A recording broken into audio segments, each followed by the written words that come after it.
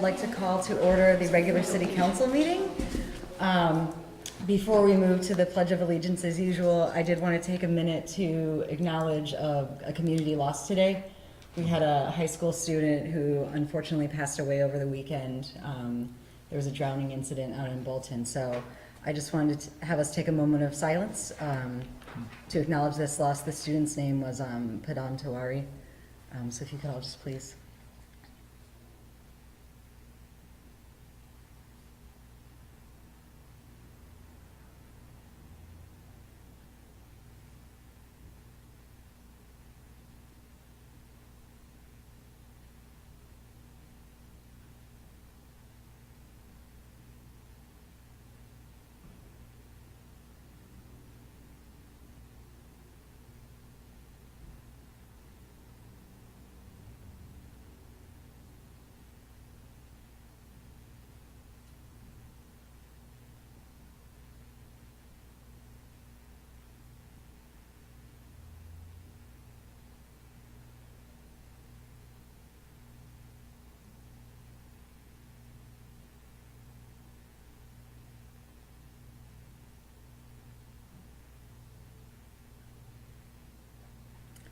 Thank you for taking a moment to acknowledge that family's loss.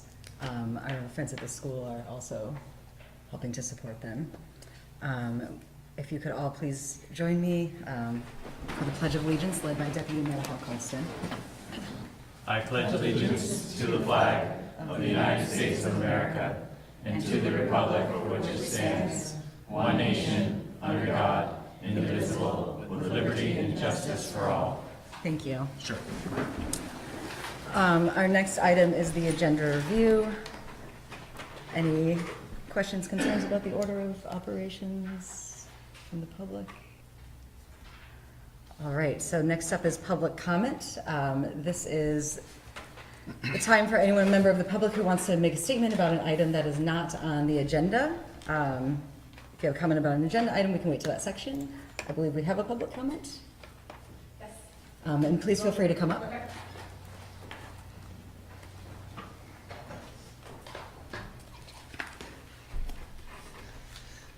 Hello, my name is Jennifer Way. I am a very new addition to Salvation Farms, and my job as a workforce development coordinator is getting Salvation Farms' name out into the public and trying to coordinate with various people in everywhere to try to help build awareness to what we do. The short answer is that we take surplus food and we package it, redistribute it to all kinds of places, small organizations, larger food banks, so that the food that was left on farms doesn't just go to waste. We have a production facility about a half a mile up the road at Salvation Farms, and it's a very cool place. If anybody is interested in having a tour, feel free to give me a call and I can set that up. I do have a few handouts, not enough for everybody, but it's on our website and I can absolutely hand out more. We are having a 8-week training opportunity starting in June, the end of June, June 25th, Tuesday, Wednesday, and Thursday, 9 to 4. And we're looking for transitioning youth, anyone that's interested in getting employable skills. We're going to be teaching them a Serve Safe Manager certification in those 8 weeks, in addition to the packing, distribution, and employable skills. So that was the 30-second pitch. If anybody has any questions, otherwise I can just leave some handouts. And our website is salvationfarms.org. Feel free to check us out. And have you been in touch with the school, other local organizations, youth organizations? I just received some information on some school contacts. So okay. Those are tomorrow. And I've been working a lot with the more established partners that Salvation Farms has had in the past. Okay. And I'm slowly working my way out to everyone else too. Awesome. Well, thanks for coming in to update us. Yeah, absolutely. So there are some minutes there, and if you want, I can just leave these here for anybody to take, if that's sure. okay. Okay. Or actually, do you want to set them on the podium in the back? That's also where we have copies of the agenda for folks who are here. All right. Thank you very much for letting No, me I'll do take that. one of those right now. Actually, Sure. so I don't forget. Thank you, Jen. Thank you. Would you guys? Yeah, you can just drop some up here. All right. Thank you. Thank you. And I have a couple more in the back. Thank you very much, everyone. Thanks, Jennifer. Any other public comments? All right. We will now move to our consent agenda. We have 5 items for approval. We have city council minutes and liquor control minutes from May 20, payroll warrants ending May 5th to May 18th, and warrant ending May 31st, subsequent to payout warrant for April 2019. The Chittenden Solid Waste District budget, which we reviewed at our previous meeting. Hickok Street water main replacement contract award to Cortland, again, which we reviewed at a previous meeting. And FY20 general fund transfers for COLA. Are there any questions or comments about the consent agenda? Any questions from the public? I would entertain a motion to approve the 5 consent agenda items. So move. Second. Motion by Mike, second by Hal. All those in favor, please say aye. Aye. Aye. All opposed, abstaining. Motion carries. Thank you. Next up, we have our city update. Great, thank you. Just a couple updates tonight. First, I want to thank you for your time on Saturday. It was a lot of time to give up on a Saturday morning, and as staff has kind of debriefed the conversations today as we put together the next document to come back to you.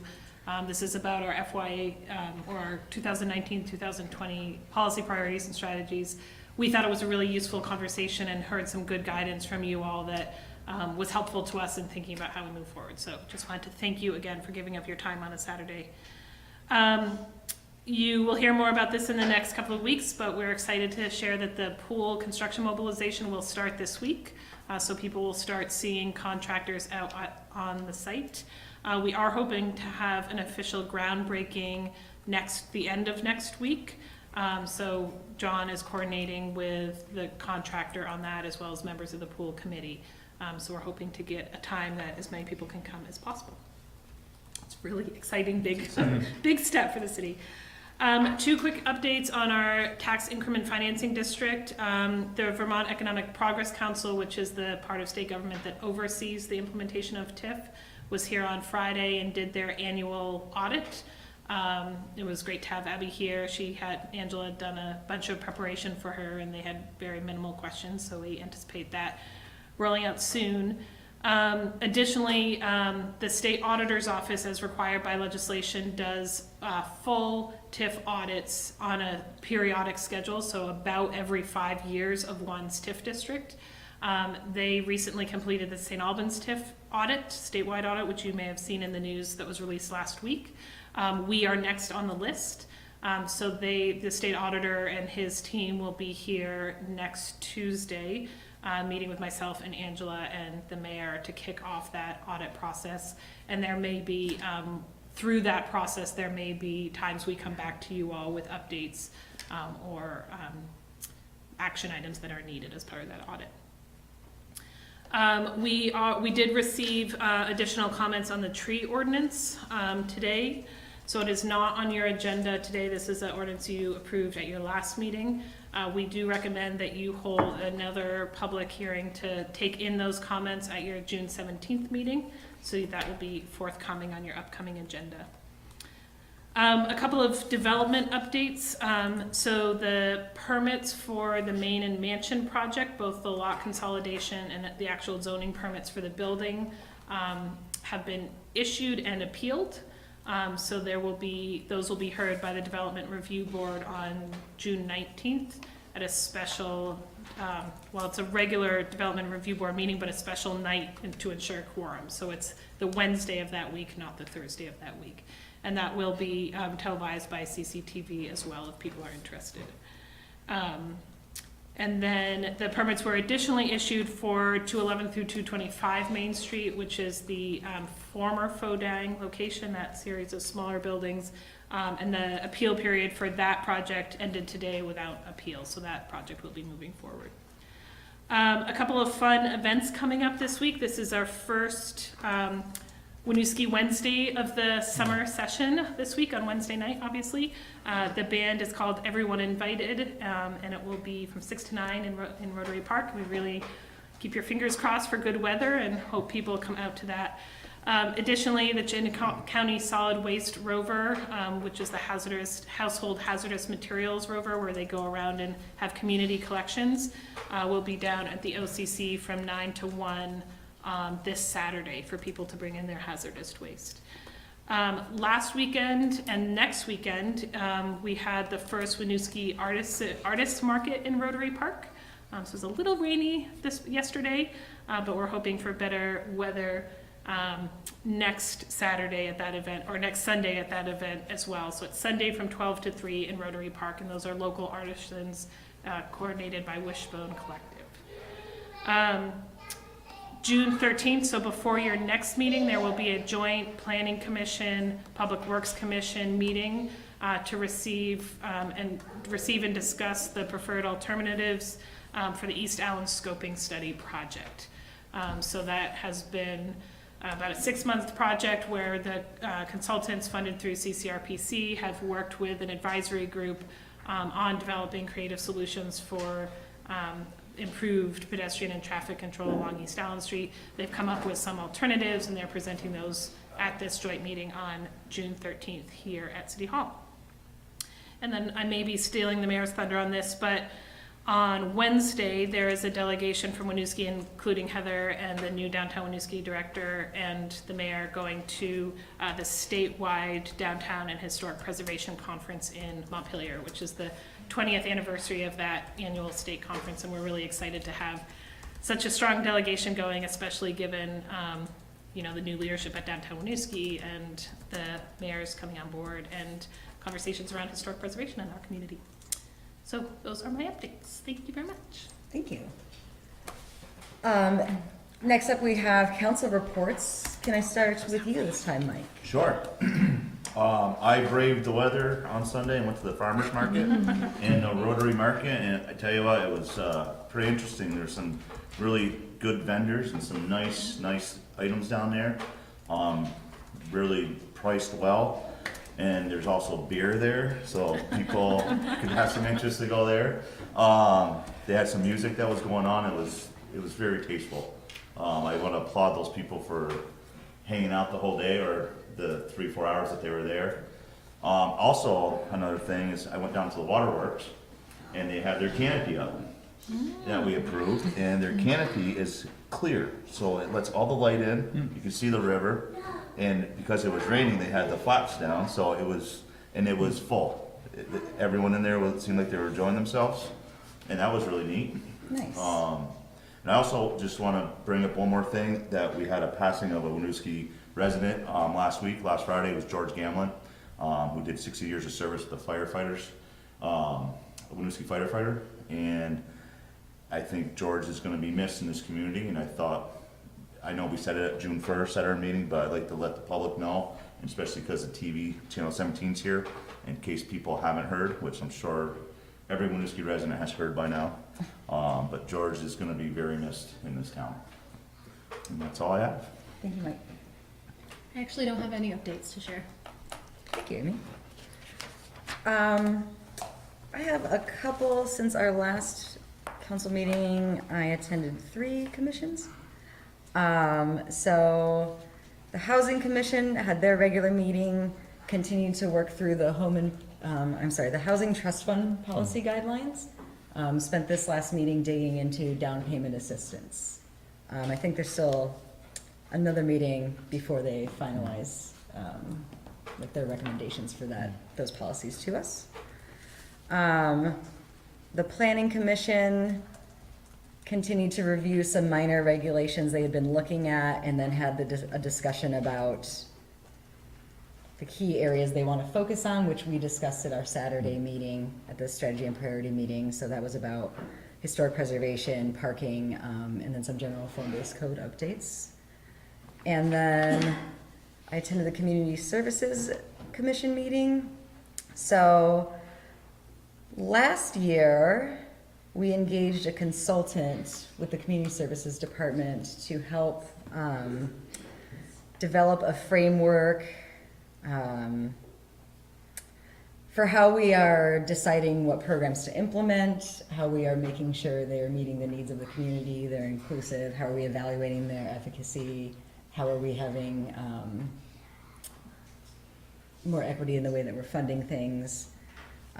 Essentially just to like tighten up our entire recreation program. So there's been a lot of work done on that front thus far. At this particular meeting, the commission members dug through goals and objectives that came from the consultant, which would drive the next iteration of actually bringing a framework to present to us in I think the next month or so. So when that does come to us, I'm sure Ray will have a much better description of the context to work with. That is it for me. Okay, so I have one item to report. I attended the Winooski Equity Dialogue meeting last week, and we had a focus on trying to break down and understand white supremacy culture and how it impacts all of us, whether we're white, black, or brown, and share experiences that we've had about living and working in Winooski, having white supremacy culture experiences. We meet again tomorrow, and we're going to focus on some action steps. We're going to be looking at other communities that have done similar work and what have they come up with. And our final meeting will be in 2 weeks to be determined where we'll land on whatever action steps we're going to try to implement so that we can create an environment where leadership and our community uses the lens of equity in doing the work that we have to do. So, Thanks, Hal. And as an update, once that final meeting occurs, you all will be bringing forth recommendations to us at a council meeting as well as to the school board. exactly. Jim? I have no other updates. Nothing additional. Mayor, can I, one more plug, the farmer's market, I forgot to mention that I brought my family, so it's a great place to bring your kids, there's activities and stuff, and there's some loot for them to look at as well, so I thought I'd throw that in there. Thank you. So let's move on to our regular items. First item is a discussion item, Champlain Water District. We are meeting new Executive Director Joseph Duncan. Looks like we have 2 guests this evening. The current executive director. Ah, I see. Hello.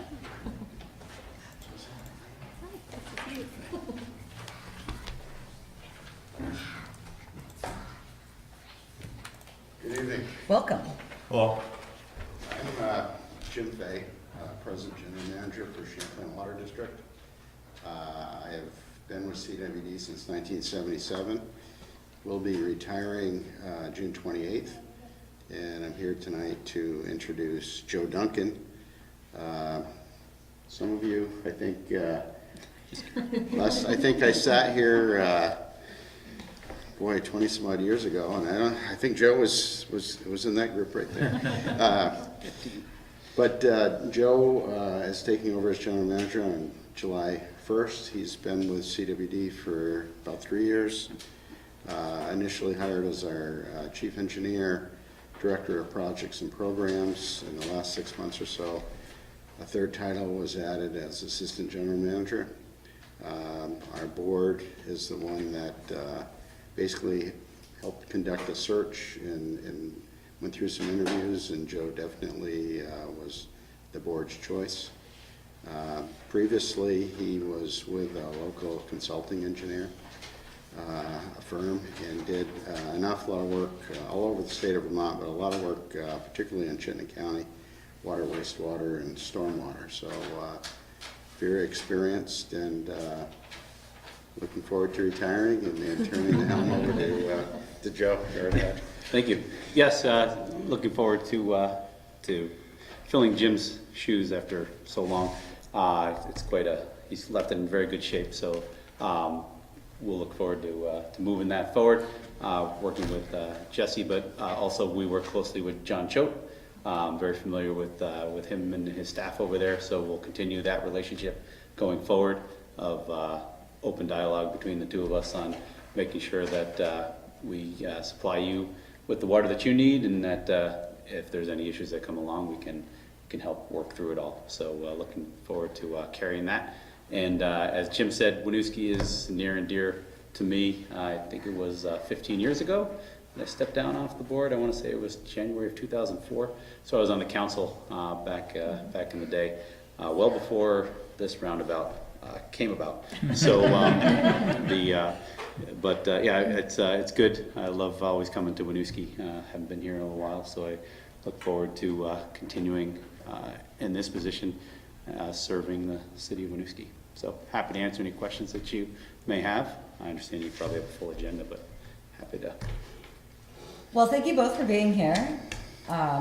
Jim, thank you for many years of service, and congratulations on your retirement. It's going to be very exciting. And Joe, thank you. Welcome to the team. That's pretty exciting that you used to serve on council. I think we also received in our packet for this meeting an overview of the work of the district over the past year, and what to expect coming up. Are there any questions that you all have about the content or from these gentlemen here? Is there anything you're particularly excited about in your new role? It's a great team. We have a really good staff at CWD. We do a lot with what we have, so I'm looking to continue to those relationships. And I also do, one of the reasons I've been working in the county for years is love the relationships with the communities that we serve. I was on a different role as an engineering consultant, but a lot of the same faces and names. So continuing those relationships, I think is very important, and also a great part of the great job of that position, being able to do it. So Awesome. And then I also like to thank John Stockbridge for continuing to be the rep on our board of commissioners for Winooski. He's a great asset. Love having him. Yeah, very small world. Used to be my neighbor when I lived in Winooski, so it all comes full circle. Yeah, But totally. John's doing a great job, and we enjoy having him, and look forward to continuing to work with the board as well. So Good to hear. yeah. Does the public have any questions from our Champlain Water District guests? All right. All right. Well, thank you for taking Well, the thank time you. to come in. Appreciate it. It's nice meeting you. Thank you. Thank you. Take care. Congratulations. Thank you. Yeah, get the golf game going. If the back holds up, that's my goal. Take care. So next up, we have another discussion item and another guest. Maura Carroll, Executive Director of the Vermont League of Cities and Towns, will be joining us. Welcome, Maura.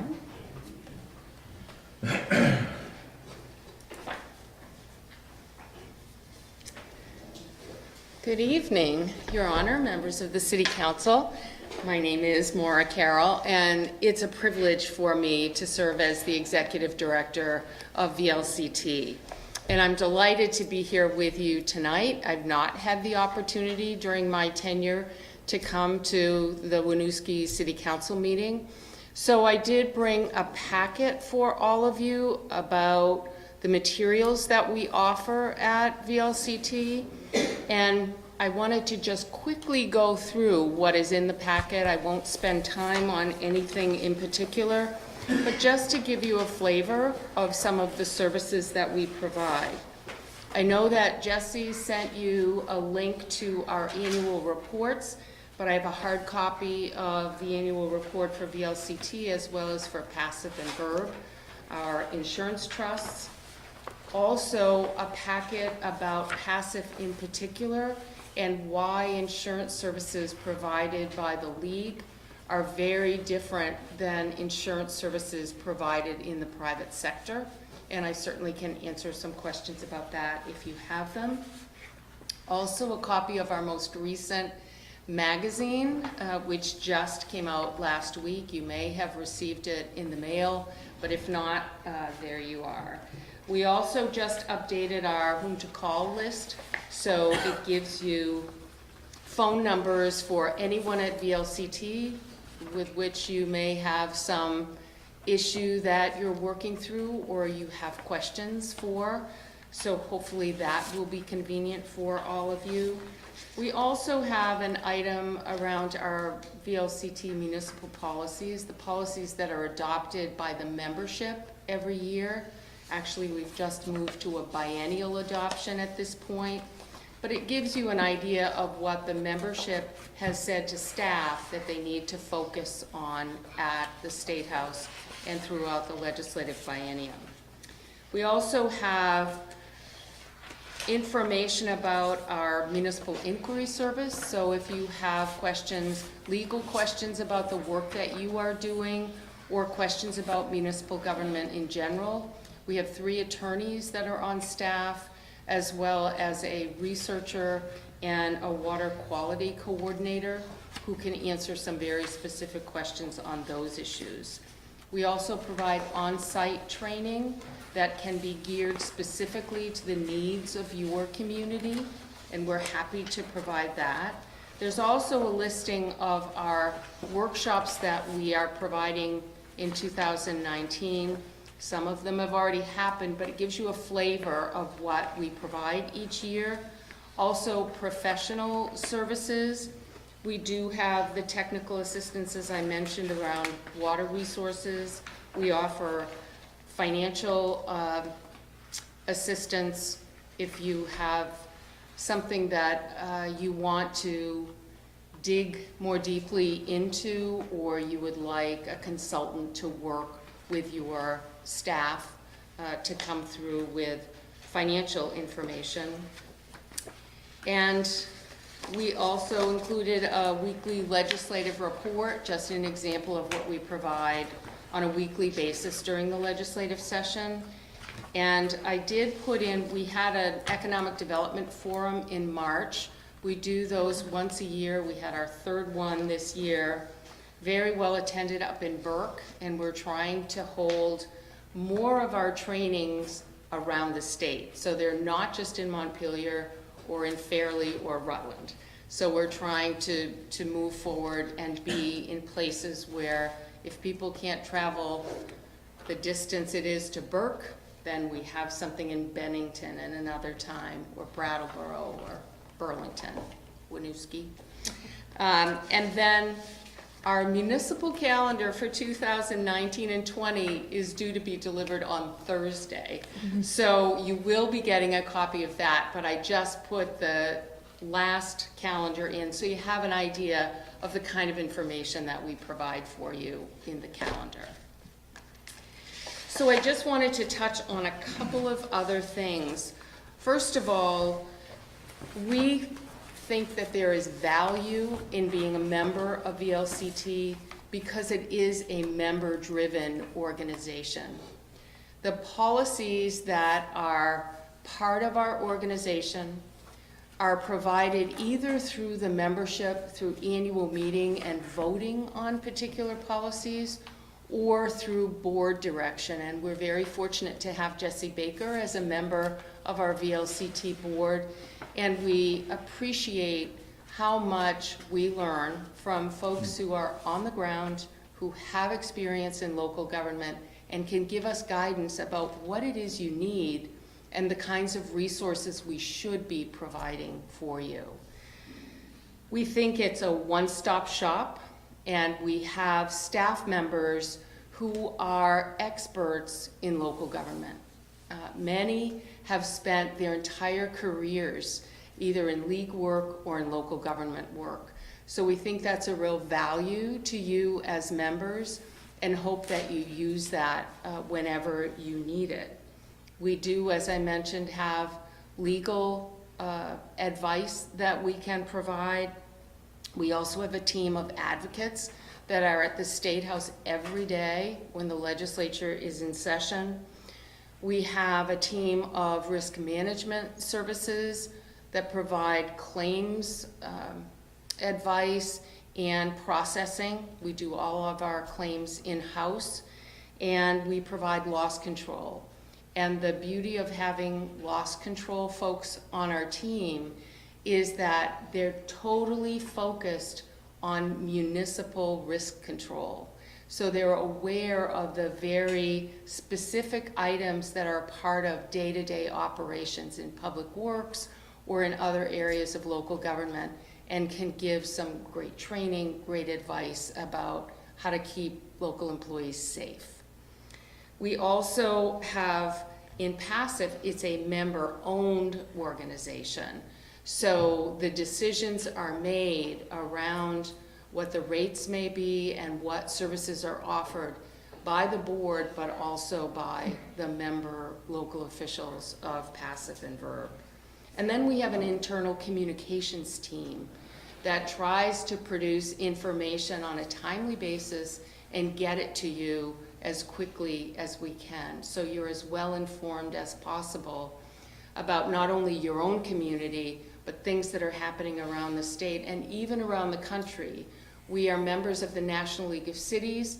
I currently am serving on the board of NLC, and there are resources that are provided at the national level that, because VLCT is a member, you have access to that information. So we always want to be providing that sort of big picture opportunity for you to get resources as well. And then finally, I would just talk about our major advocacy issue this year. It was self-governance. And it's such a critical thing for local government. I was at a meeting in Washington a year ago, and Bob Schieffer, who used to be with CBS News, gave a keynote address and said, local government is the level of government that gets things done. And he's right. So you are on the ground, you know what you're doing, you've known what you were doing for many years. And it's a real challenge to convince the legislature that in fact that is the case. So we made great strides this year, primarily because we had local officials who were part of the advocacy team. It wasn't just staff from VLCT, it was managers and mayors and counselors and select board members, and that is really key. So we need to convince them that the things you're doing at the local level matter and that they are making a difference every single day. You know how to keep your roads in good shape, you know how to do TIFs, you know how to do planning, you know how to do economic development. We just need to convey that message to the legislature. So with that, I would thank you very much for being members of VLCT and for all of the work that you do in local government. We know it's not easy, but we're here to assist in whatever way we can. And please don't hesitate to call on us when you need us. Thank you, Maura. Thank you for coming in and giving this overview. I know we get a lot of good service from VLCT. I have yet to have the opportunity to attend one of the workshop type events, but I have seen them come up before. They look like very relevant topics for us.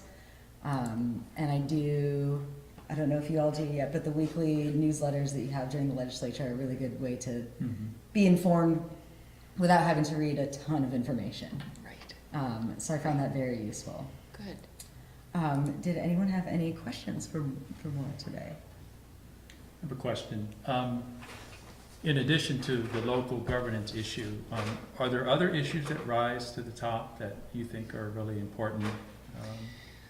There are a lot of issues that are really pretty critical. We've been working on the water issues, the funding of the cleanup of Lake Champlain. Yeah.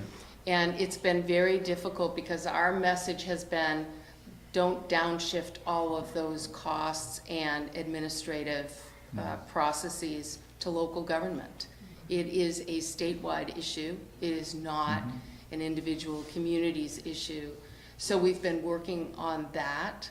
We've also been working on recreational marijuana and making sure that municipalities are protected. It is likely that local law enforcement is going to be the real boots on the ground again for enforcing whatever is allowed by the legislature. So we simply want to make sure that local government is protected. We're always concerned about property taxes and whether or not the state is continuing to downshift responsibilities so that it is put on the property tax. And so we're vigilant about that. There are a myriad of issues, and when we do the final legislative report, you'll see the number of issues that have been followed during the legislative session, and it gives you a sense of where we stand on that. Also on our website, you can see what policies were adopted at the annual conference last year. But I'm happy to make sure that Jessie has that so she can provide that all to you as well. Thank you. I think if I can just also add to that, I think we're really fortunate, Hal, to have you on the council and in the legislature and carrying that message back and forth between the local elected officials and the statewide elected officials. I know, having sat on the board now for a few months and kind of watched some of the advocacy work that goes on, I think Maura is absolutely right that there are lots of issues that come up at the legislature every year that really affect how we do business at the local level. And it is more powerful to have those messages come from local elected officials. Carrie, we have amazing staff on the league side and amazing professional staff statewide.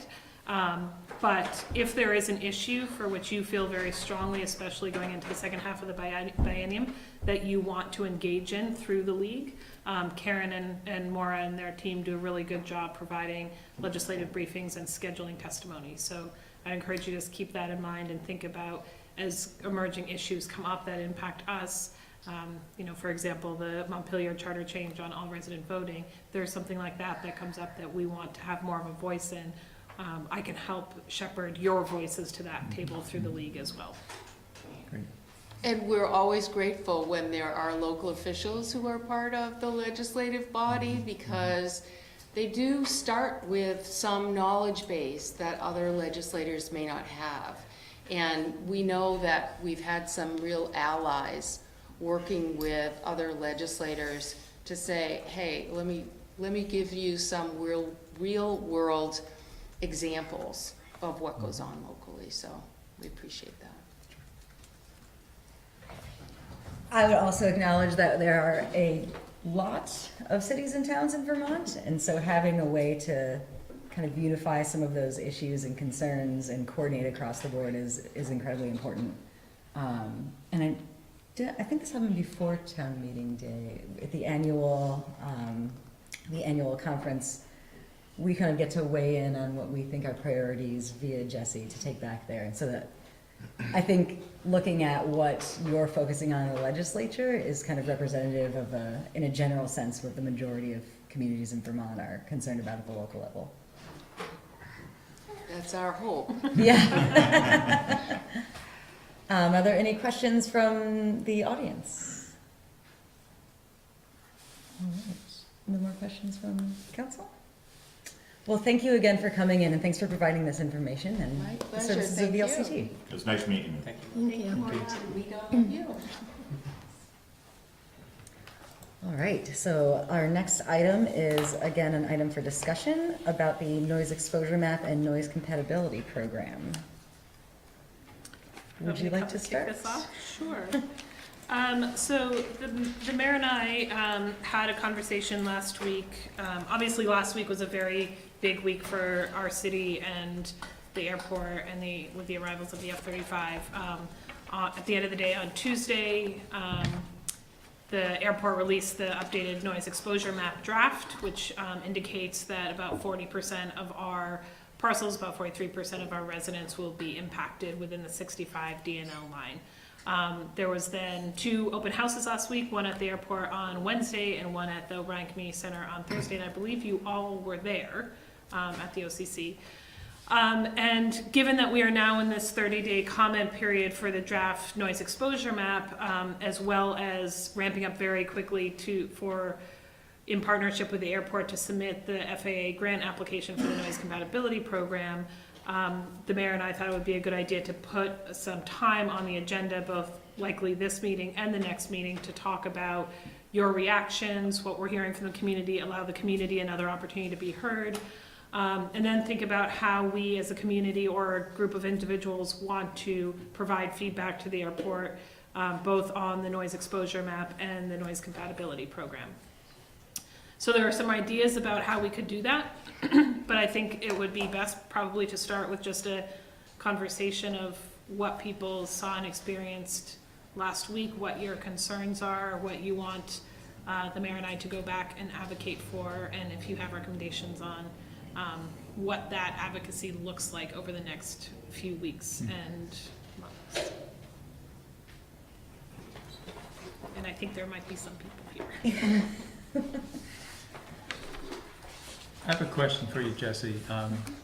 In the past, we talked about the need to expand the airport commission. Where does that stand at this point, to have a seat at the table and have a voice? So, do you want me to answer that, or do you want to take that? I think you were present at the most recent meeting. Okay. So the so just as a reminder that the airport is a municipally controlled airport. It's controlled solely by the city of Burlington, located solely in the city of South Burlington and impacting primarily us, South Burlington and Williston. The mayor of Burlington has in the past offered to give Winooski, or advocate for Winooski having a seat on their airport advisory commission. South Burlington currently has a seat. In the interest of tying back to Maura's conversation about self-governance, that actually, to have Winooski have a seat on that commission requires a charter change of the city of Burlington. So it's quite a process. The Burlington voters would have to approve it, it would go to the legislature, et cetera. In the past, while city government and the past council has been interested in that, the challenge with that is that the Airport Advisory Commission is much like the Winooski Housing Commission. They have no authority outside advising the Burlington City Council. So in terms of a decision-making role, they serve an advisory role, but they don't serve a decision-making role with the airport. And I think the past council felt like it's a nice offer, but it doesn't give us the true governance voice we would like as the community that's most impacted. So I think if it is something that the current council is interested in seeing to fruition, I think it's absolutely, in my conversations with the mayor of Burlington and with the airport director, it's something they are more than happy to go to their voters with, but it is a process. Mm-hmm. And of course, those meetings are also open to the public, so anyone can attend as they see fit. Does that answer your question? It does. Thank you. Are you attending those meetings already, right? Or is that a different set of meetings? That's a different set of meetings. So I do not attend every airport commission meeting. I do attend every meeting of the advisory group that's informing the noise exposure map process and the noise compatibility program process, which is an advisory group made up of representatives from the surrounding communities. So I have been attending all of those meetings. The Airport Commission is much more focused on the operations of the airport, capital planning at the airport, looking at ridership and usage numbers. Is it ridership if you're flying? Flying Something numbers like that. Versus the NEM and the NCP programs that are much more focused on how our community is impacted.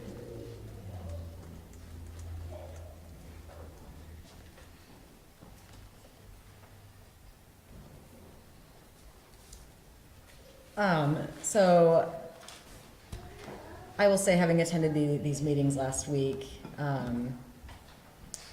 what we are kind of being asked to do potentially is to provide comment on, of the mitigation options, what do our community members want to see the most? I think there's also room for us to think about where we would prioritize that. So typically through the noise compatibility program, they work from the inside out, so like the closest homes and working their way outward.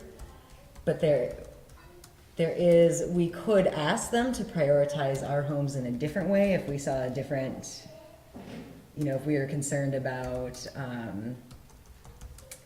wanting to make sure places where children are addressed first, or the most dense areas first, or something of that nature. So we can think about that sort of thing. I think the mitigation options themselves, there's not a vast array of choices here, but we might want to think about which of them are the most important for our community. I don't know if anyone had thoughts already coming out of the meeting.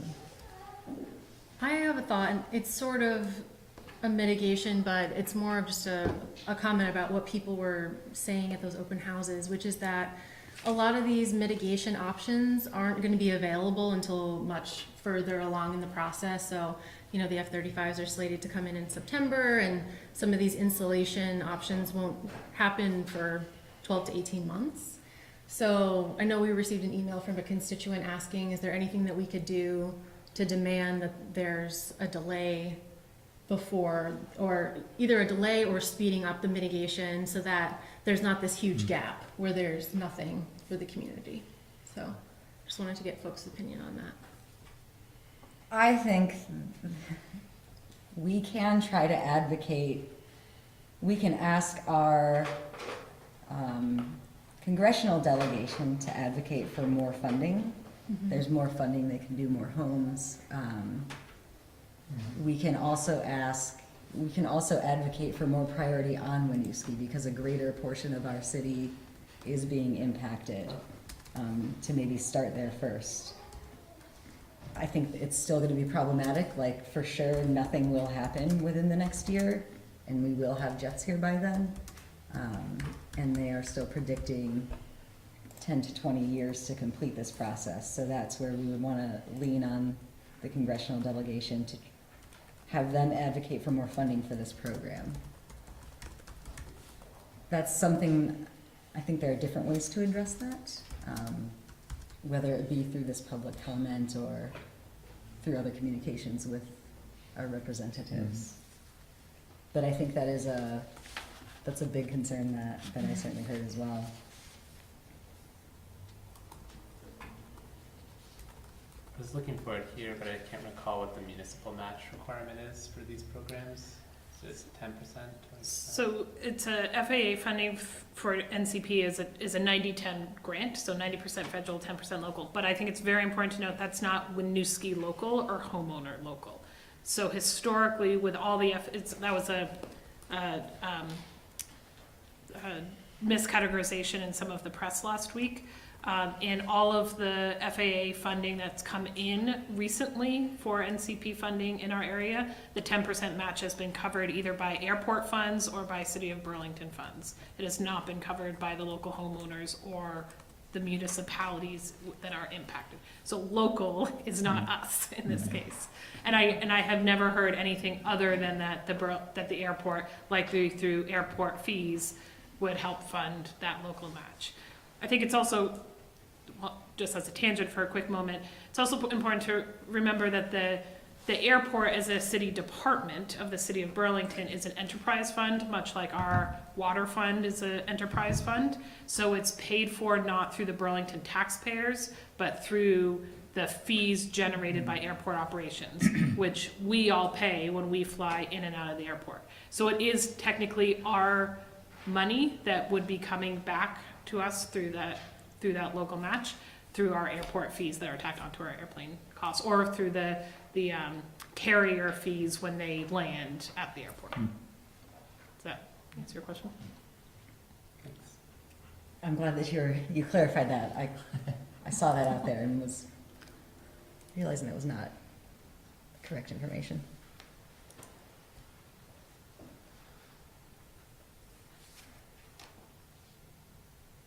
Are there any other questions or thoughts? Do you want to move to the public comment? It would be useful to come back to this discussion after the public comment personally. All right, so let's move to the public comment section. Who would like to start? Bobby? Sure. So, my name is Bobby Arnell. It's my wife who sent the council, the councilors, the letter regarding concerns that we feel should be addressed before the F-35s are based here and in the succeeding years after they're all here.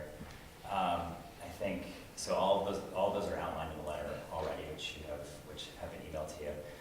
But I think I just wanted to emphasize that we want to, if there's an opportunity to talk about the F-35s and like the airport commission, if there's a discussion that's happening, we want to make sure that Winooski is there at the table to advocate on behalf of the residents wherever possible. We don't want to leave any opportunity on the table whatsoever. So, and I know the councilors in the past and city management and current city management have been very good advocates on behalf of Winooski, and we do appreciate that. We just want to make sure that advocacy continues, and that we're there where those opportunities arise, but also we think outside the box of new ways to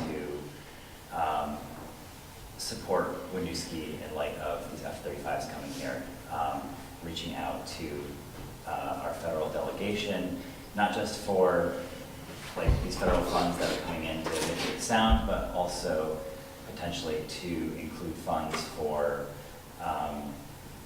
research on loud noise exposure to young children over a long period of time, measuring decibel levels in certain parts of Winooski where we feel like there are young children and they're most being impacted.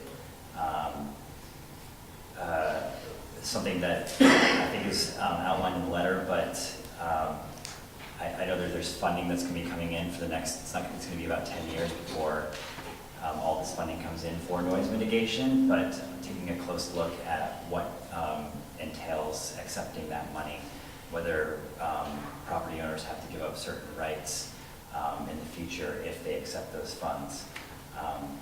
So we wouldn't want to necessarily give up or have property owners give up a right to, sue if for some reason there were some sort of contamination or something that was happening over in the airspace. So just taking a look at that language and making sure that people don't have to give up certain rights to receive those funds.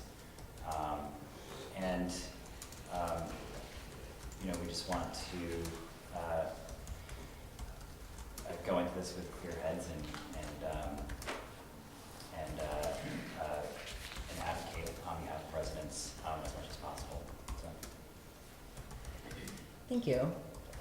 I would respond just in case other members of council haven't read through the details, but it is the policy in the noise compatibility program that accepting any funding, you give an abrogation easement, which has two components. One is just about you can't build so high and lighting and trees and stuff, but the other one that you're referring to, more important, is you are accepting that you have this air traffic, this noise disturbance, potential other disturbances, and that you cannot sue for that. That is, that's potentially something that we could push back on, but it is built into the program right now, into the federal policy. It is also a voluntary program, so you should, as a homeowner, know what you're giving up to get in on it, and it's your decision whether or not to do it. But I understand, to your point, ideally being able to get relief without having to make that commitment. Yeah, I think if I could just add one more thing too, there's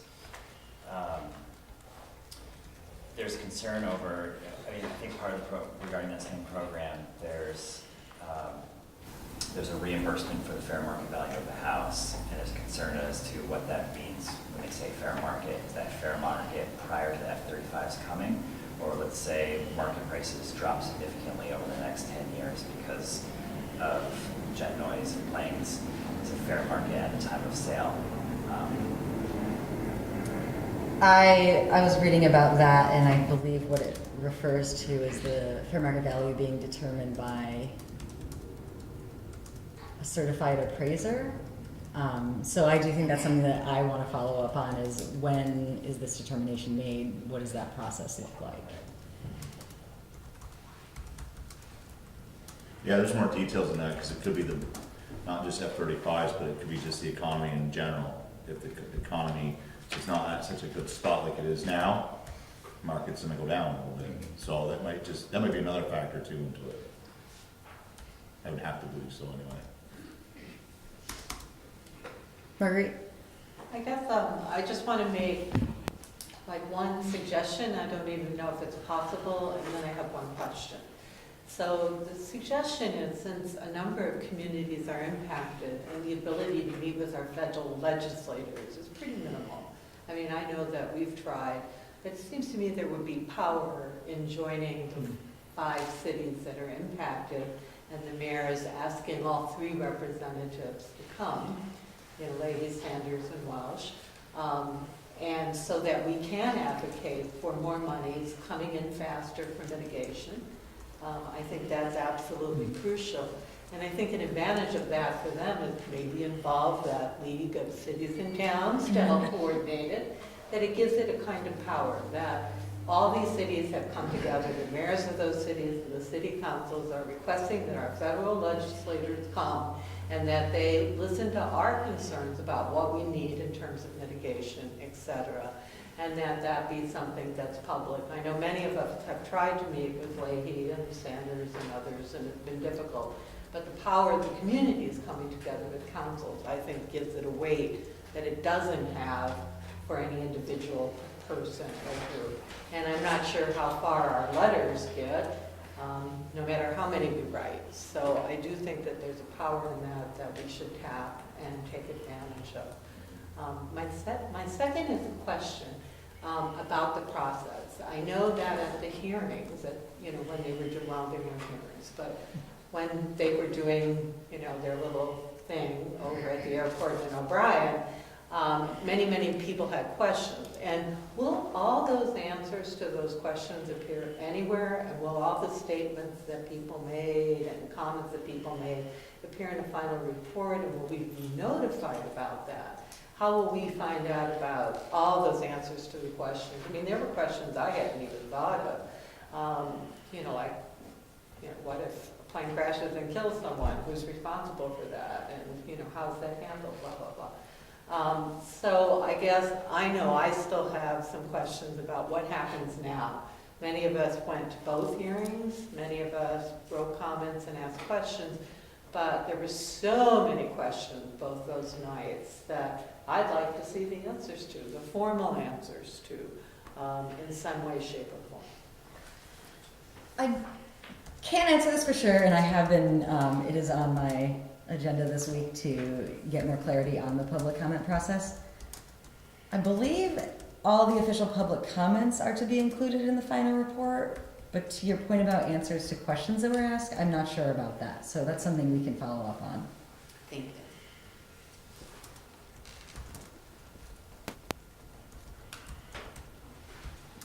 Heather.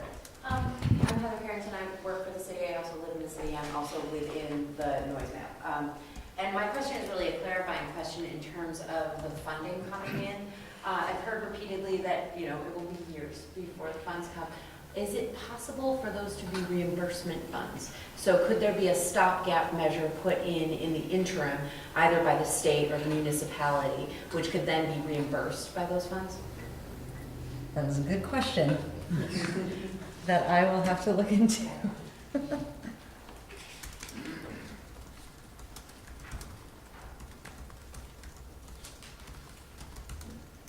I think there's some complexity there based on there being different mitigation options and how the airport would handle that. So I don't think it will be an easy answer, but certainly worth looking into. And it's something that I'm perfectly willing to look into as well. I was just thinking in terms terms of that, that long-term gap.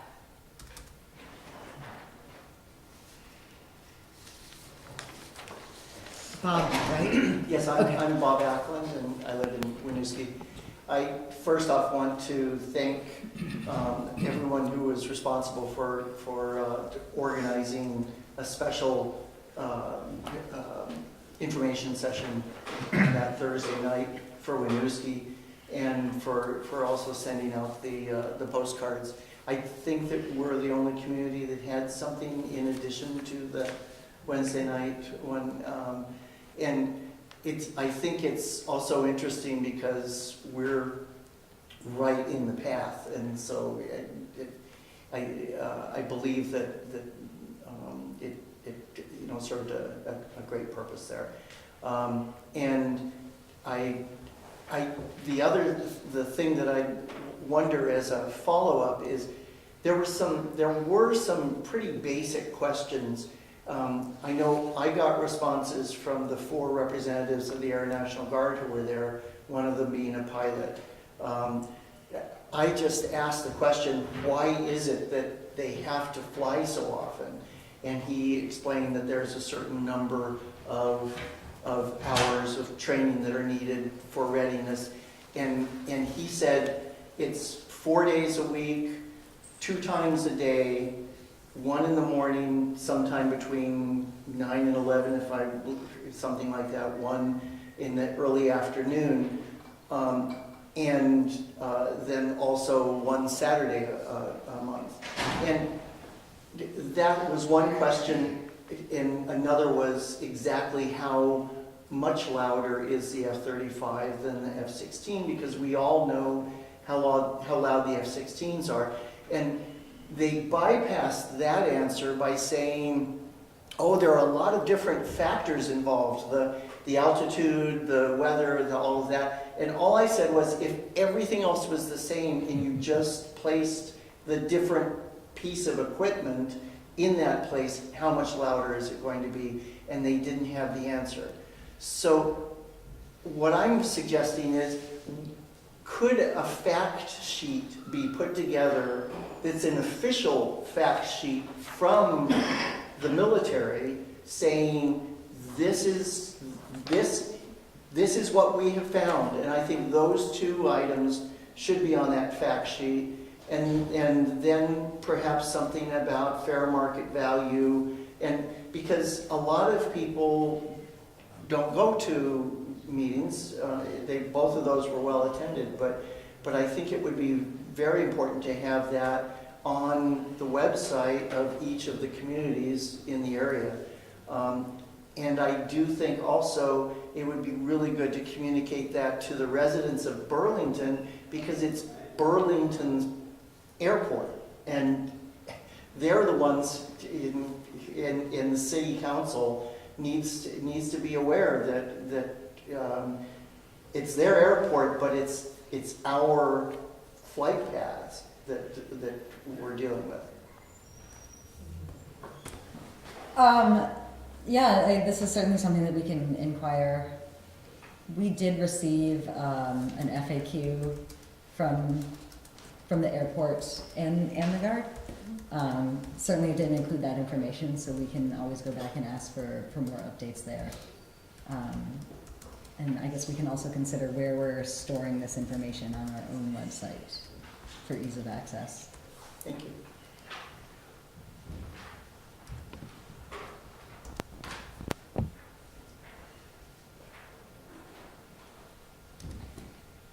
Any other public comment at this time?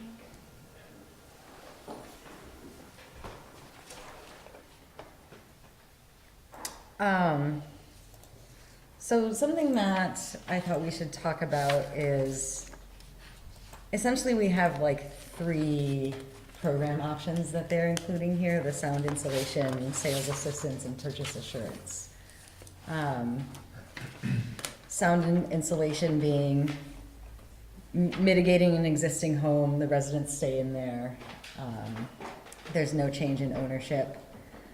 Sales assistance being a scenario where a homeowner lists their property at fair market value, And if they don't get it, the airport will guarantee to pay the difference.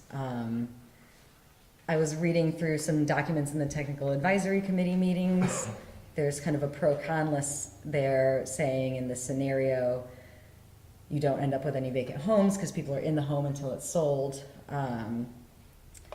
But there is no insulation actually done to the home. So somebody ends up purchasing it for a lower value potentially, and it doesn't have any mitigation done, and they've given the avigation easement. So I think, in my view, like the long term there's no long-term value involved in that particular option.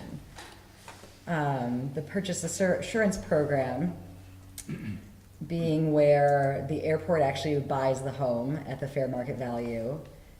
They maintain possession, add in the noise insulation and that sort of thing, and then resell it.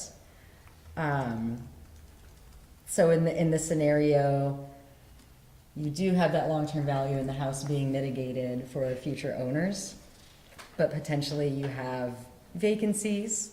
And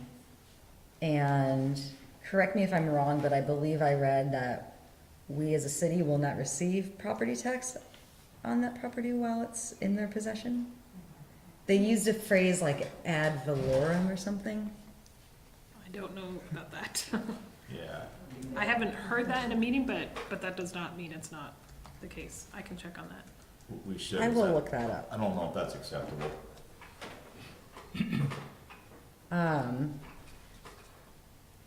So my thought is that like there is sales assistance and purchase assurance have two different pros and cons going on, and there's potentially we should decide based on feedback we hear which of those we want to advocate more for.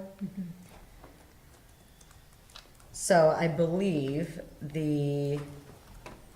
what the airport is going to submit to the FAA is going to say, these are the program options we want, that the communities want, and then the FAA will make a decision. So it's not guaranteed that they're going to give us all of these options. And so we need to tell them what it is that folks want here. Did you find it? No, I did. This document is many hundreds of pages long. I will not find it on the fly. And I just want to check an assumption I have made, which is another noise compatibility program option is tear downs, is just eliminating the homes, which we have seen in South Burlington pretty significantly in the last couple of years. And South Burlington has taken a very strong stance that that is not an acceptable mitigation option for their community anymore, being that it's workforce housing that's being taken down. I have assumed that this council would feel the same way, that we're not interested in the destruction of homes. We're more interested in the sound mitigation of homes. Okay, I just wanted to make sure that would be an option for you. Yeah, when I attended the Thursday presentation at the O'Brien Community Center, I spoke with a resident who had recently went through the weatherization program and had windows replaced and insulation and so forth, and was really surprised how quiet his home became because of the insulation. So it seems to me that that's a viable way to consider the sound insulation aspect of it. I mean, that wasn't his intention, but that was certainly the outcome because of the work that was done. So that seems to make sense to me. It's a good win from homeowner because it makes their house more efficient too. Oh, yeah. So,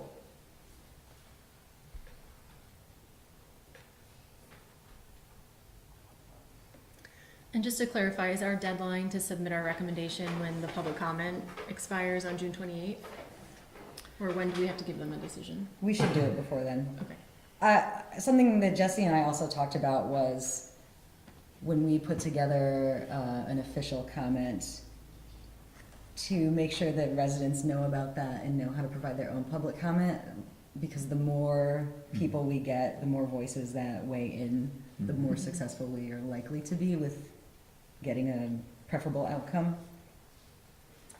So thanks for continuing to keep people in the loop. We'll keep you in the loop. Okay. So can I ask a question about process then for council and city staff?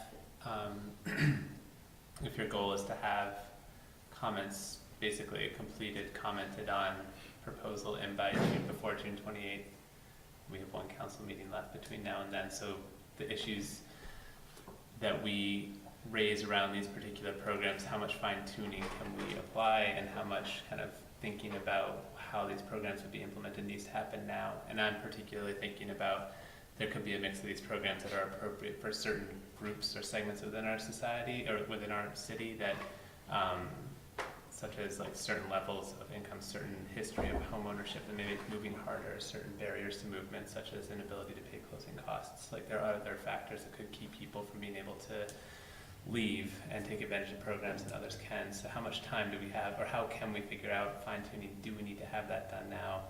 And if so, how do we do that kind of fine tuning? This is an excellent question because we are on a tight schedule here. Is my hope that tonight we surface what our priorities and concerns are, and that by the next meeting we could bring a draft statement.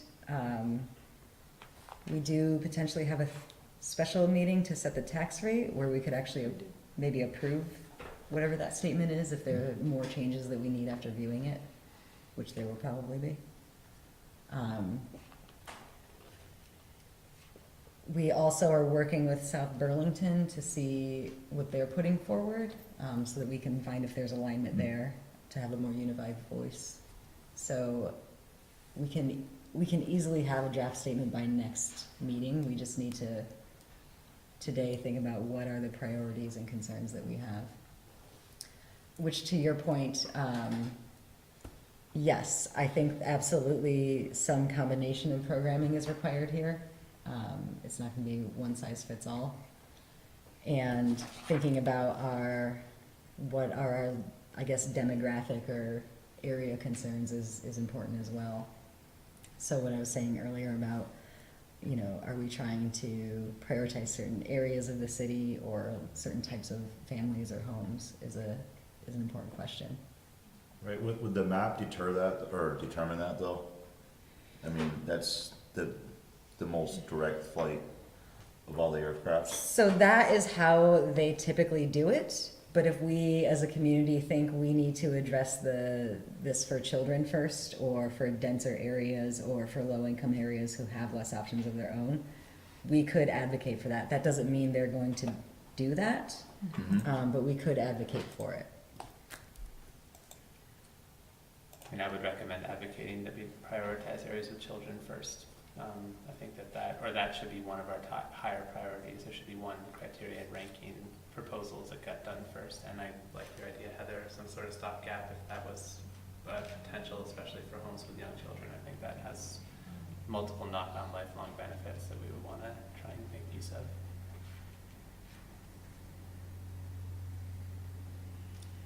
I have heard that in public comment as well, and can see the value in setting priority there for sure.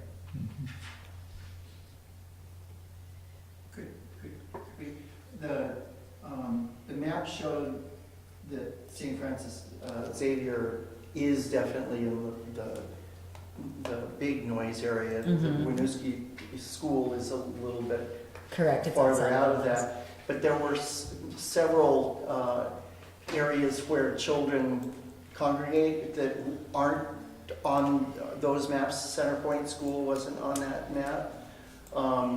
Also, the O'Brien Community Center wasn't, you know, we're talking about more than just those two schools in the community.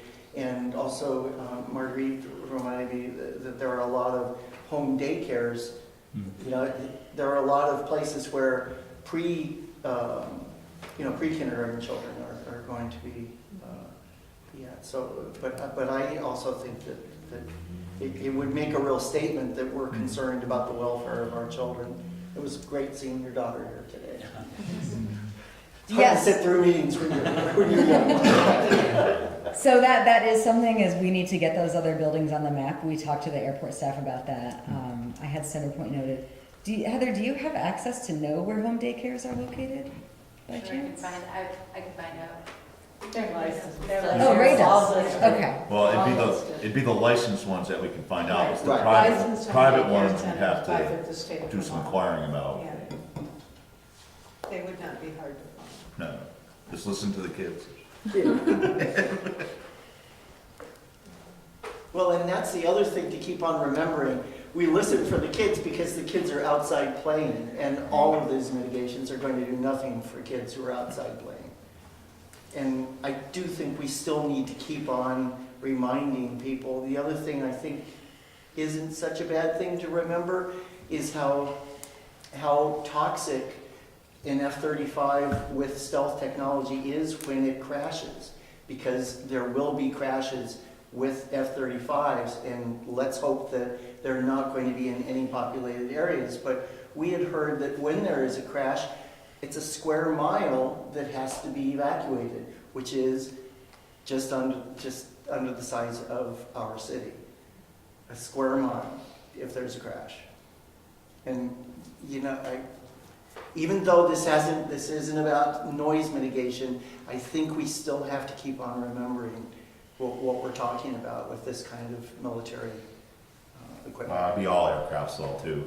I hate to see a commercial jet crashing when you see because all the jet fuel it carries. I mean, that would be probably even bigger disaster than an F-35 crashing. But we wouldn't want that'd be any aircraft in my opinion.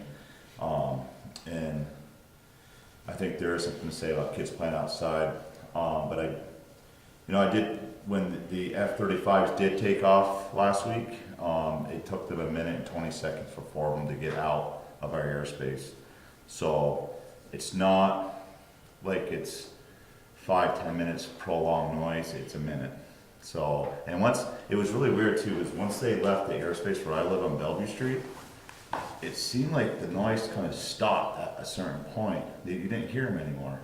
Well, I was hoping that, I mean, they certainly weren't using afterburners. This was Friday morning at 8:10 that they took off. Correct. And I think they're realizing it's worth treating us with kid gloves, and I hope they continue. Well, the Air Guard repeatedly said that 95% of the time, if we hear them take off with an afterburner, I think we have bigger problems that we need to address on our whole safety as a city, if that's the case. But they keep repeatedly saying that 95% of the time, they're going to take off without the afterburners.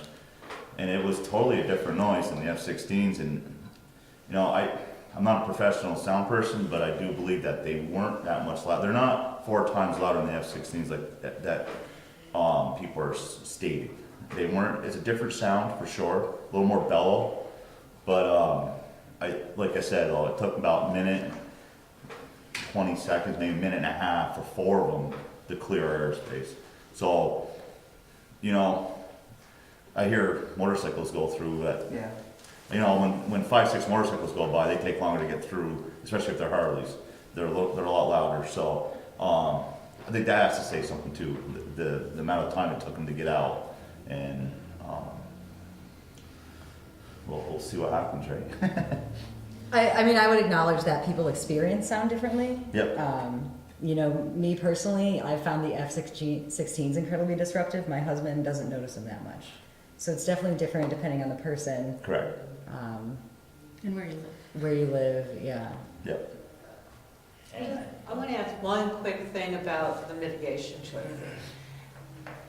You say we really need to make priorities of what we want. We can try. But we don't really get to pick. Is this another opportunity for when our federal legislators can help us? I mean, Sure. certainly Leahy got the 35s here. We should be able to pressure him to help us with the mitigation choices that we have. Yeah, absolutely. Outreach to our delegation combined with the official public comment is, a joint effort of Right. multi-pronged approach here. And Mayor, can I ask, I presume that you and Jesse take the lead on conveying council's perspective in total of these discussions you're going to integrate into whatever you present to those conversations. That's right. I represent the entire council and not my own perspective. I was wondering if any analysis analysis has been done on the mix of rental versus owner-occupied housing in this zone yet? Do we know roughly, is this, I'm assuming it's majority rental, but I don't know, I'm just curious what the breakdown is. But it could be done. Because I think that would also be important to consider, that the incentives that would drive a landlord to participate in the program may be different than what would drive a homeowner. So when we think about tailoring, especially if it's around sales assistance or purchase assurance, those could be very different choices for people, depending on whether they're renting or leasing or owning. That's a good point, and I think as a city, we're gonna have to be communicating these options out, letting people know. I think potentially we would be advocating to landlords to do this on behalf of their residents. Because if it's an income property, they don't live here, they might not realize the need. They might see an opportunity though to make their property value more. Right. So I think, but I have a question. I don't know if I read this anywhere. With this money that the FAA is gonna help do all this, what happens if there's other problems that come during the work process when they're replacing windows or when they're insulating homes and they see bad plumbing or bad electrical, hazardous code violations in homes? Are they prepared to help homeowners pay for those upgrades as well? Is that stated anywhere? 'Cause I think that's an important part, because in my job, when I'm working, and I have a job to do, if I come across a hazardous wiring system, by code and by my license tells me I have to fix it. Yeah, so the consultant told us that if they are touching electrical work for whatever the reason is, they find out the panel needs replaced, they would do that. But if it's an unrelated item and it doesn't touch the pieces that they're working on, they would not pay for that. Okay. Did you want to add anything? No.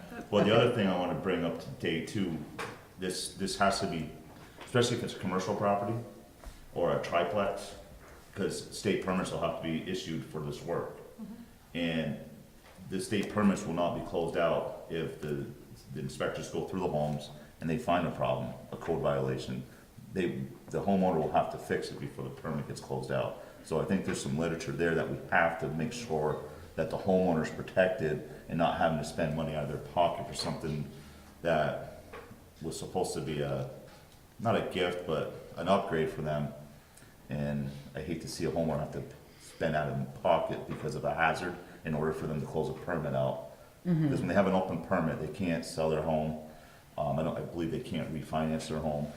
So that's something I think we should look into as well. I mean, single family homes, there's no permits, but any commercial building or anything over to like a triplex and on, that would be an issue. And I think we should state it somewhere. I do know they pay for the cost of permitting, and I'm sure this is a possible situation, but Yeah. generally they shouldn't be, if they're opening it up, it's something they should be fixing anyway. Correct. They shouldn't be surfacing issues that are, Well, if they're touching only ductwork, then they shouldn't be surfacing another issue, but I understand it's definitely something that could happen. Well, when you go in a contract, they have a contract to do a specific job, the contractor's not gonna, if he's not gonna get paid for it, he's not gonna do it out of his. But they pocket. would, like I said, if Yeah, they're yeah. touching it and they find a problem, they will. They will, okay. Add that to I the, didn't see the reading on that, so I went digging deep into you the, did. Okay, no, it's good, I'm glad To you the did, because technical. these are kind of questions that some people are gonna, I don't wanna see them get blindsided. I don't see any Winooski resident get blindsided by anything like this, so.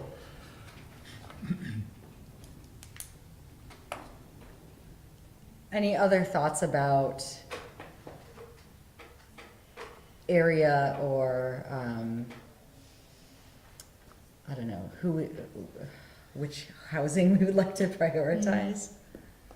I think we can absolutely get some mapping information. Would it help if the FAA started by giving us their chart and then we can kind of tweak it? I mean, are we gonna have that kind of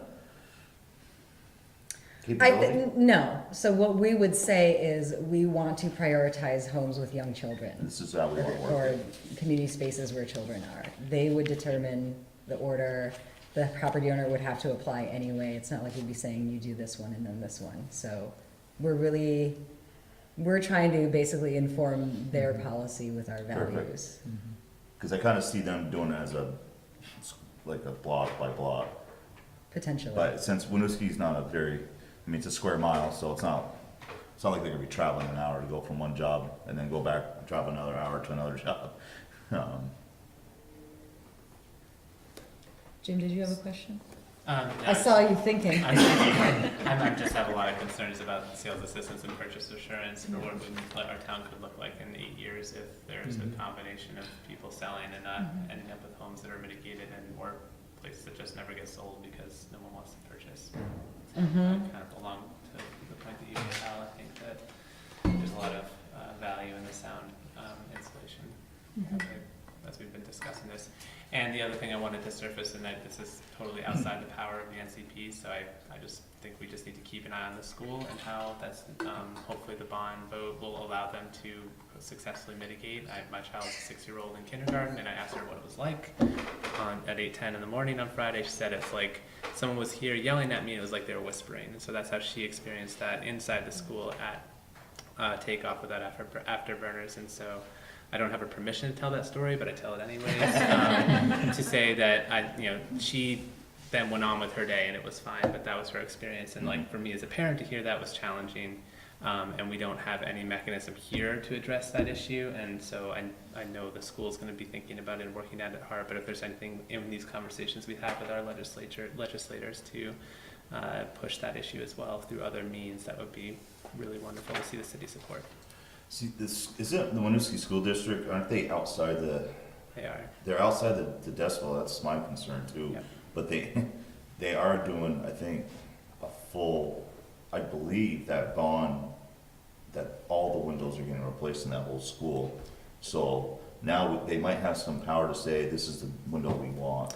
Yeah, and I would just love to see some of that burden taken up, because right now the taxpayers are going to bear that Right. burden completely, and so it'd be nice to see other federal assistance to offset those costs. Yeah, they are already touching windows, HVAC. They're pretty much doing the it. work, yeah. So making sure that they, as they can, put in treatments that do mitigate, and I agree. Can I make a suggestion? Can we contact that community director that the school just hired? Because maybe she can help kind of Well, mitigate. yeah, we'll absolutely talk to, Jesse and I are actually meeting with the superintendent and school board chair next weekish. Okay, And this is on the agenda to discuss. perfect, awesome. So can I make a proposal about what Christine and I can work on to bring back to you all at the next meeting? I think from the meetings I've sat through, I think there's 2 sets of priorities we're talking about. I think there are things we want to, well, actually there's 3. There's feedback we want to provide on the NEM, like put center point on, like put daycare centers on, how we get the map as accurate as possible. Then there is the noise compatibility programs we would like to see here, i.e. for gyms, sound insulation, not tear downs, for example. I think there's a 3rd set of agreements or things we would like to put forth, which would be a MOU directly with Burlington. The feedback we provide on the NCP process is really guiding the airport on when you apply for funding, we would like you to apply for this kind of funding. But I think there's another set of things we might want to advocate for directly to Burlington. For example, we want them to apply for funding every year. That is an option that the city of Burlington has, whether they put in requests for FAA funding annually. Like, there's the people who will coordinate the noise compatibility program once it's up and running can either be done through a staff person at the airport or done through a consultant that could be somewhere else in the country and just coordinating from a distance. And we might want to advocate for having a staff person on the ground who can come out and meet with our neighbors. Yes. So I think so my recommendation in all of that is I think Christine and I, and primarily me with her checking it, should take what we've heard today, take what we've heard from the public and any public comment we've received, try to put that into 2 different documents, one document being, or 3 different documents, one document being the NEM feedback, one document being guidance on our priorities around the NCP, and then one document being an updated memorandum of understanding that we would approach Burlington with, perhaps in partnership with our surrounding communities, to say, this is what we'd like you to prioritize. And then we could bring that back to you on the 17th. And then you could walk through and kind of see, is this capturing those details of prioritization that you've heard the community is interested in? Like that. I'm seeing some head nods. Okay. Sounds like a great structure. Thank you, Jesse. Any other comment? All right, thank you all for participating, Thank you. as well as the council members, and thank you, Jesse, for the excellent summarization.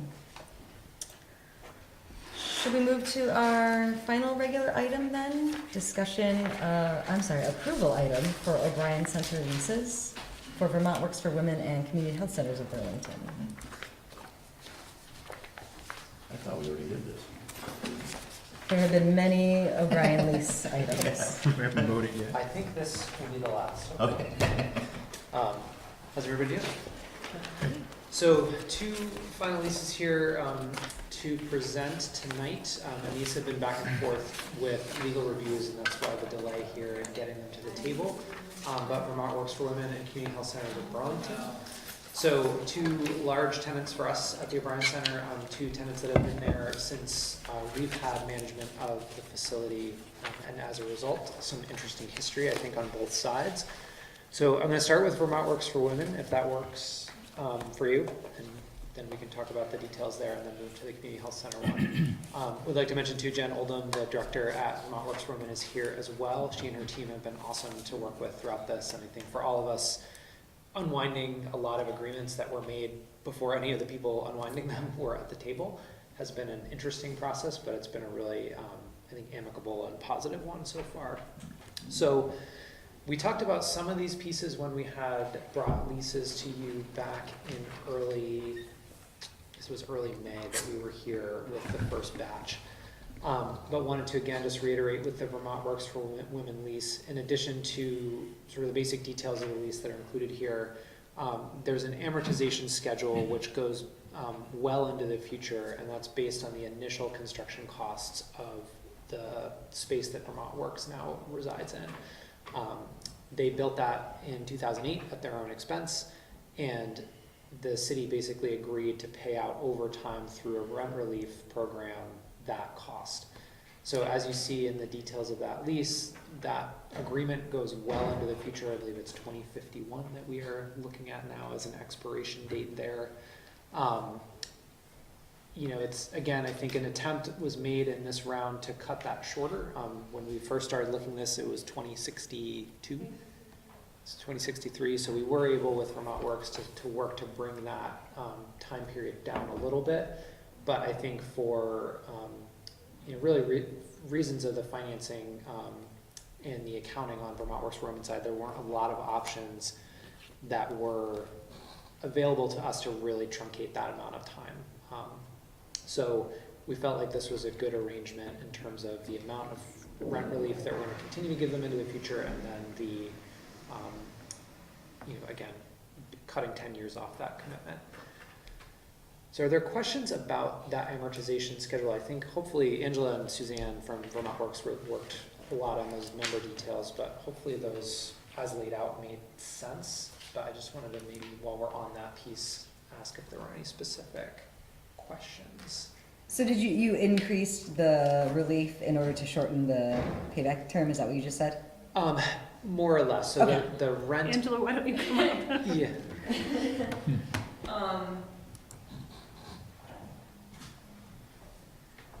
So the rent relief ended up being increased because the square footage that we're charging the rate has increased. So Okay. they're also paying additional money for their rent. Okay. Those 2 are tied together. So, okay, so I'm not Yes, hearing anything. that I'm makes gonna sense. Jump to the next, okay. And then in terms of the CAM, so the common area maintenance, so a lot of our leases prior to this round of updates, had a rent component and a CAM component. And the CAM was fairly complex because it's a very complex building. There's a lot of shared services. Some are shared within one suite, some are shared across 4 suites. And so those CAM calculations were fairly onerous and complicated, and also led to essentially the money we were bringing in on the revenue side going up and down dependent on the cost of building operations. So what we were trying to do with the new leases is eliminate CAM and get to a straight dollar number per square foot. The challenge with the Vermont Works lease is that there had traditionally been a CAM escalator over the first term of the lease that we were a little bit stuck with. Yeah. So we've worked here to try to eliminate that to a point, and you can help me articulate this better. Basically, we're going to be jumping to a full CAM payment based on the square footage that they're actually now inhabiting, versus stepping that up over the next 3 years. And then doing so, we are committing to taking on management of the HVAC system. So prior to them paying CAM on their full square footage, they were continuing to manage and pay for costs associated with their HVAC system. That was an arrangement that was planning to sunset anyway in the future in 3 years. This just escalates that a little bit more quickly, and then we take on that cost and the burden of that system 3 years sooner. Where I think that's advantageous for us is that, obviously, as you know, we're looking at the HVAC system down there in totality. It lets us bring that into the fold now versus trying to build that in later. And kudos to them. They've done a great job of managing that system, doing regular preventative maintenance, keeping good records. So it's a system that's in good shape. That's a little bit different than the next lease that we'll talk about, which again, we've improved some funding to do some improvements to. So far as we can tell, there's no whammies there that we're inheriting.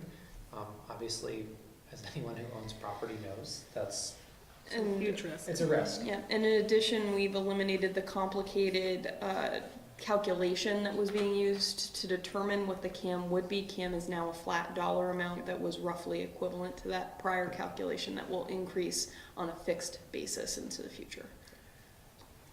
Good for budgeting on both sides, I would imagine. Yes. So I think in terms of the Vermont Works lease, those were really the 2 big call-out items that we wanted to make sure to highlight there. Certainly if there are other specific questions, things that came up as you look through that, happy to answer those. But those are the 2 big ones that we wanted to point out. Any questions, council?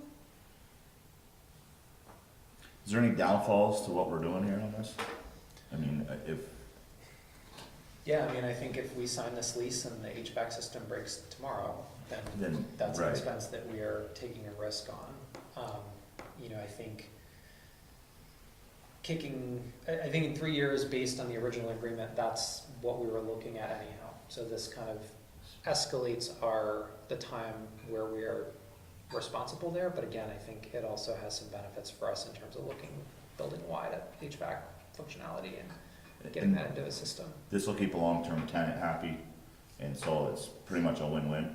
It feels In that your way. eyes? Yeah, it feels that way. And I think with Vermont Works being a long-term tenant, being a good partner, doing, I think, really important work for the community and the city, it's something we really do want to keep them here. And there was an exchange with the going to full CAM square footage. They're paying the additional rent on that piece 2 years earlier than they would have otherwise. Correct. So can I ask one question for the reserve expense that we've approved for other HVAC improvements? Does this system tie in at all with that system, or are they really completely different systems? So from a controls perspective, and I'm going to look at John a little bit here, from a controls perspective, I don't believe it will. Okay, so they are completely separate system. Yeah. Thanks.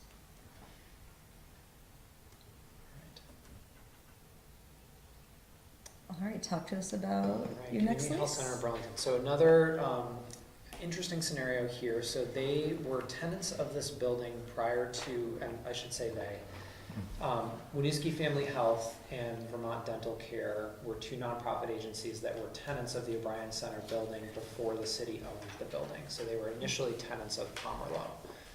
At the time that they moved into the building, they did all the fit up. So they installed the HVAC system, all the walls and guts that went in to set them up for their space was done prior to the city owning the building. So we have not had any role in managing or paying for their systems in that suite. As we went to renegotiate a lease with them, that became a sticking point, and this is now going on a year ago at least, that this conversation has been back and forth that we've been negotiating here. So the feeling here is that if these entities were to leave tomorrow, we would need to address this issue in that space because there are HVAC system elements there that are not functioning well and would need to be addressed. By renegotiating the lease with them, taking on that management and incorporating a payback over the first 5-year term of their lease, it felt like a win-win in that it allows us to address some comfort issues and some health issues within that space, allows us to keep, to your point, a good tenant happy. I think you were sort of singing the praises of that functionality in that facility at the last meeting, and I couldn't agree more. It's a really important community resource. And then over time, after that first 5-year payback, the rent rate remains. So we continue to see funds coming in above what they're paying now that would allow us to start to do capital planning, deal with preventative maintenance, et cetera. So, And that's the money they've already approved. and that's correct, thank you. And so those user reserves were approved at the previous meeting to allow for that work to happen. So this is the lease that codifies now the revenue side of that situation. And then one, I think, other component here that was not in the memo, and I apologize, but I do want to call it out. So initially we had hoped to negotiate a lease with one entity, Community Health Centers of Burlington, have them carry a subtenant of Vermont Dental Care because they are two separate nonprofits. They requested that we have a lease that addresses both entities individually. And in speaking with our legal counsel, we added in a clause in the preamble that states all the details of the lease are joint and several, and that is the legal speak. That means if one of them leaves, the remaining entity is responsible for carrying out the elements of the lease. So Vermont Dental Care can't roll up shop and head out and have us left in the lurch for their portion. So this document does formally codify that understanding. So from our council's perspective, it actually is helpful because it gives us two entities to work with versus one. But it is something different from the initial draft that you had seen a while back of this lease. And then parking was also included. There's some language there that we, at their request, included to just call out parking, similar to the way we approach things with UVM Medical. Any questions? We already approved half of this. Yeah. Well, it's an important resource to our community too, so we have to, it's a no-brainer. Questions from the public? I would just like to say on behalf of the Vermont Tournament that we love being here in Winooski, even with the F-35s. Still be here. We've learned how to time our meetings and we'll get some earplugs or something, but yeah, no, it's, we just feel like this is the right place to be. It's great for the women that we serve, and so we appreciate what the O'Brien Center has offered, how we've been able to negotiate both our financial constraints and try to move towards what you guys need. So I just want to express my appreciation. Thank you. We enjoy having you here as well. Thank you. Being a part of that scene down there.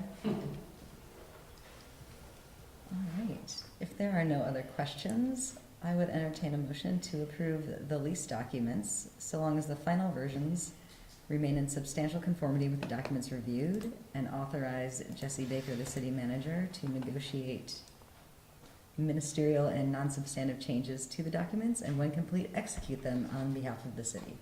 So moved. Second. Motion by Amy, second by Jim. All those in favor, please say aye. Aye. Those opposed or abstaining? None. Motion carries. Thank you. Thank you.